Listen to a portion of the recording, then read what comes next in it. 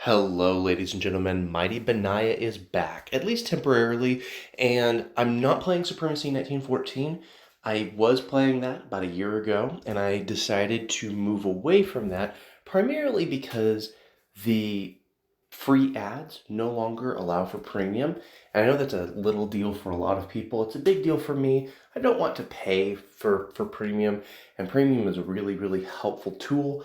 It lets you change the status on your artillery so that they will fire when they come in range. A lot of little things. But that was the reason that I left about a year ago. And recently I found this game. So this is Iron Order, and it's essentially the same game. It has different units. It's set in a different time period. It does have some significant differences, and I'm going to go through those. And I wanted to do this video first to show you the differences before I started a new map and started from the beginning for all of you. So this is Iron Order. This is the new player game. I didn't want to record a new player game because it's going to be very, very different. I had to figure some things out. And then I'm going to go through, first I'm going to go through the factions. So as you can see up here, factions, there's 3 different factions. So every country has little bonuses in this game instead of everybody having the same bonuses, and you have different resources. Everybody starts off with the same resources, but you have different bonuses as you go through the game. So right now I'm playing as the Nobles faction. It was that or play as the Capitalists. I had accidentally started a game as the Capitalists, and I said, you know what, I don't really like this. They have good bonuses, but it's more geared toward late game. We'll get to that. But right now I'm playing as the Nobles, and as you can see, all of their units have 10% more move speed and view range. Their infantry, they call them conquer units. Their infantry has 15 more hit points. Combat units, so tanks, have 15% more damage. Support units, so artillery, do 50% more damage specifically on difficult terrain. So that's something that we're going to have to keep an eye on, is the terrain. Air units are produced faster, and naval units do more damage on the offense. Capitalists, so nobles are all about early war, because they get these bonuses, and their units are generally better than anybody else's units. Capitalists are, in the early game, the worst faction, because all of their boosts are based off of technology. So early game, the only thing that they want to use is combat units, tanks, because they get early unit upgrades. And then later they want to use everything else instead of that, because they don't get any specific bonuses on combat units. I haven't really decided how I feel about that, but they get 30% reduced research costs. So this is really a late game, because everything is per level based off of research. We get additional upgrades. So they're decent late game. They're not great early game. I think they're my least favorite faction. But again, I've only played one game, so I reserve the right to change my mind on that. Then last is the Communists, and they are built as the Horde faction. So the things are cheaper, they're produced faster, and they can do just more overwhelming tactics. I think that I like this faction maybe the most, but I'll get into why that is. I wouldn't want to overwhelm opponents with it, but because of the way that economics works, having reduced upkeep might be really beneficial. So next I'm going to go into I'll go into the buildings and the units. So I'm going to go to construct. We are on day 9 of this game, so things go a lot faster in this game than they do in Supremacy. and I mean a lot faster. All the units travel faster. There's a lot more blitzing. So instead of taking a territory, holding it at day change, everything moves to 25% with some notable exceptions on morale. And 25% morale is stable in this game instead of the 33% from Supremacy 1914. So you don't have to leave the 7 troops in order to conquer a new territory, which means that your whole force can just blast through enemy territory without leaving anyone behind and worrying about rebellions.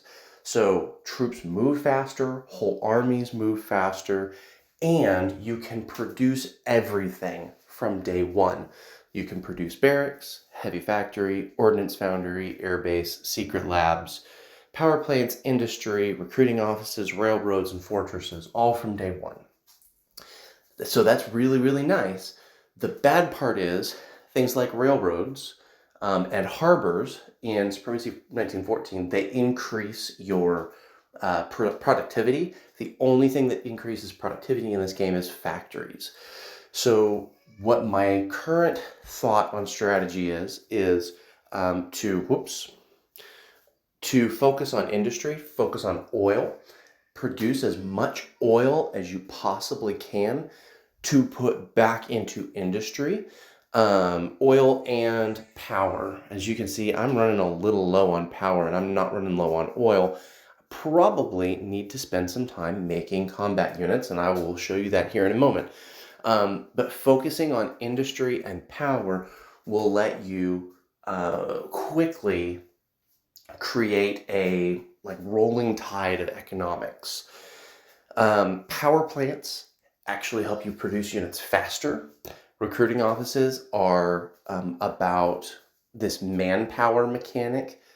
So instead of balancing resources, I'll actually look at that here in a little bit, but to prevent you from just spamming stuff, they have a manpower mechanic where you have to recruit people to your cause. Railroads do increase morale, and I tried it this game, but just focusing on morale is probably not your best avenue early. You want to focus on industry, and this game, even though it's faster, might actually be a better game to turtle and do a little bit more role play with than Supremacy 1914.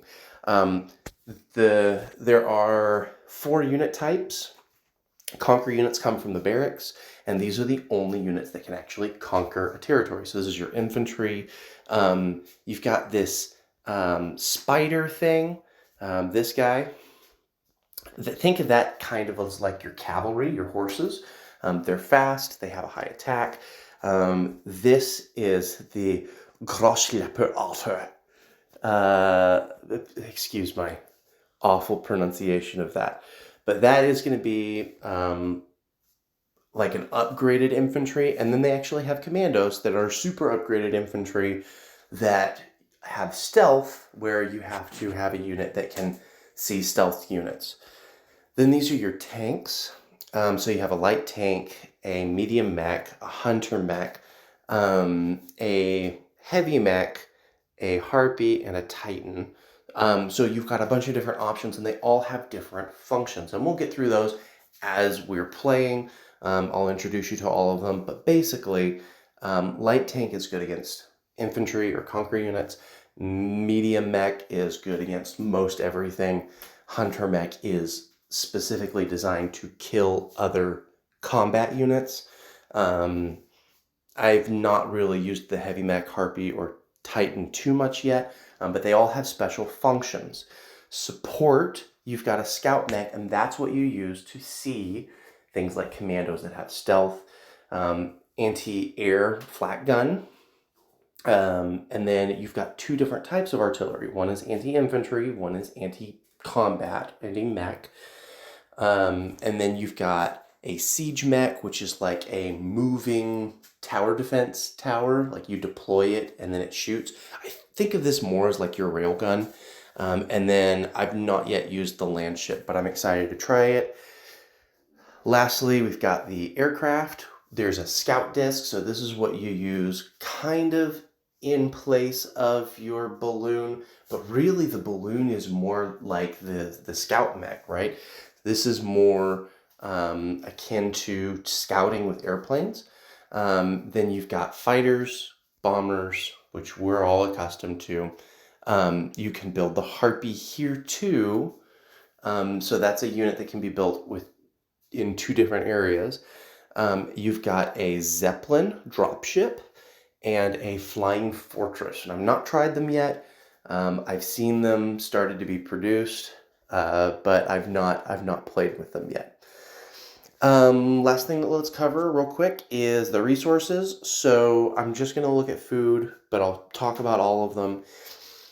There is upkeep, but the upkeep is actually accounted for in your hourly change. So if you see my base production is 11,000, and then I do have total daily consumption, right, is your upkeep, that just impacts your hourly change instead of hitting you at the end of the day, which means that you have to worry a little bit less about resource management in this game. And that's one of the big things. It's not as much of a resource game.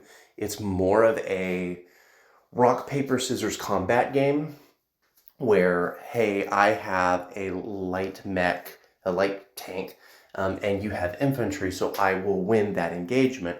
But I can't take over your province, so I need to send another unit in here. It's a little bit more of a puzzle game and less of a resource management game. Some people will like that, some won't. I'm moving over because of a combat mechanic, so it's a little bit of a loss, but I'm still going to enjoy it either way. There are four main resources: food, oil, fuel, whatever. I'm going to call it oil. I'm going to call these beakers. It's rare materials, but the symbol is a little beaker. So food, oil, beakers, and metals, raw materials, steel, iron. I might call them all that. Those are your four main ones, and everything requires at least one of those, probably two. And then there are two, what I'm going to call secondary materials. The two secondary materials is power. Power is needed for anything you build in your territory, and manpower, which is needed for any unit you produce. So if you're producing a fort or a factory or a barracks to produce units, you use power. If you're producing infantry or mechs or anything that is going to go out in the field, airplanes, that needs manpower. And then obviously there's always money, cash, however you want to call that. That is a basic introduction to the game. We do have supply drops. I've gotten one and it wasn't really worth the hassle. If you've got one in the area that you're already looking to conquer, go for it. But it's not like you're unlocking units with it. It's just a little bonus, a little teaser to help you along the way if you're already conquering as part of that whole deal. I am going to continue this game. I am currently at war with Cuba. So I'm going to work on finishing this one up, but I will also start a 100 player game. Really, I'm going to start it today, and I'm going to show you that, but I'm going to delay that one a little bit. Let me show you here.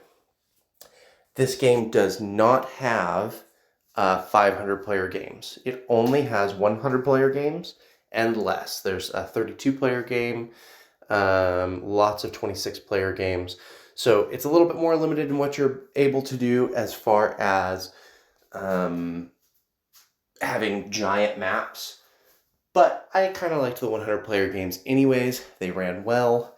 I didn't have very many issues with them, so that's what I'm going to go with regardless. So I am looking forward to playing this and chatting with all of you. Hopefully you will join me. A lot of the strategies and tactics and tips will carry over on this, and if they don't, then it's pretty apparent why. and I will probably be sending more tips and tricks soon. Soli Deo Gloria, and I'll see you next time.